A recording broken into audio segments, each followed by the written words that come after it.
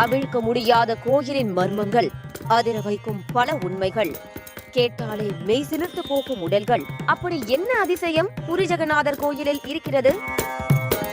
விரிவாக பார்க்கலாம். உலக புகழ்பெற்ற புரி ஜெகநாதர் கோயில் பொக்கிஷ அறையின் சாவி தொலைந்து போனதாக சொல்லப்பட்ட நிலையில் இது குறித்து பல்வேறு சர்ச்சைகள் எழுந்தது. அப்படி அந்த பொக்கிஷ அறையில் என்னதான் இருக்கிறது என்ற ஆர்வம் ஒட்டுமொத்த மக்களுக்கும் ஏற்பட்டது. இந்த சூழலில் புரி ஜெகநாதர் கோயில் குறித்து பல்வேறு மர்மங்கள் தற்போது வெளிவர தொடங்கியுள்ளது. இதனை கேட்கும் போதே உடல் சற்று மெய்சிலிர்த்துதான் போகிறது.